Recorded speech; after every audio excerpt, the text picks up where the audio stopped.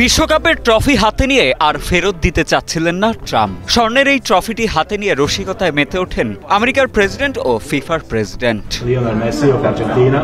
2026 সালের বিশ্বকাপকে ঘিরে উত্তেজনার পারদ ইতোমধ্যেই চড়তে শুরু করেছে। সম্প্রতি ওয়াশিংটনের হোয়াইট হাউসে এক বিশেষ সাক্ষাৎকারের মাধ্যমে এই উত্তাপ আরও বেড়েছে। ফিফার প্রেসিডেন্ট জিয়ান্নি ইনফান্তিনো সাক্ষাৎ করেছেন মার্কিন প্রেসিডেন্ট ডোনাল্ড ট্রাম্পের সঙ্গে। এই ঐতিহাসিক মুহূর্তে তারা শুধুমাত্র 2026 সালের বিশ্বকাপের আয়োজন নিয়ে কথা বলেননি, বরং ফুটবলের ইতিহাসের সবচেয়ে বড় এই আসরের ড্রয়ের দিন তারিখও ঘোষণা করেছেন।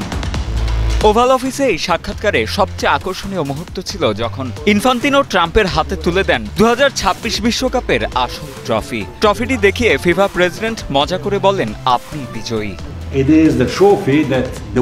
এটা শুধু বিজয়ীদের জন্য। আপনি একজন বিজয়ী, তাই আপনি এটা ছুঁতে পারছেন। ট্রফিটা বেশ ভারী।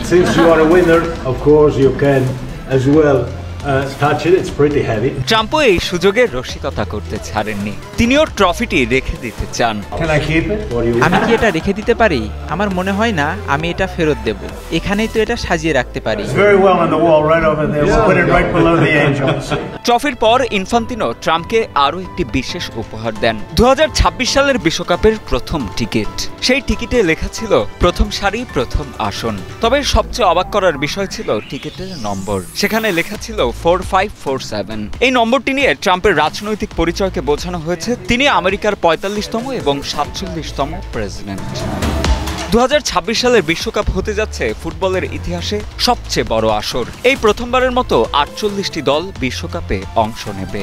এই বিশাল আসরটি যুক্তরাষ্ট্র, কানাডা ও মেক্সিকোর মোট 16টি শহরে অনুষ্ঠিত হবে। টুর্নামেন্ট শুরু হবে 2026 সালের 11 জুন এবং ফাইনাল খেলা হবে 19 জুলাই। এর ড্র অনুষ্ঠিত হবে 2025 সালের 5 ডিসেম্বর ওয়াশিংটনের কেনেডি সেন্টারে।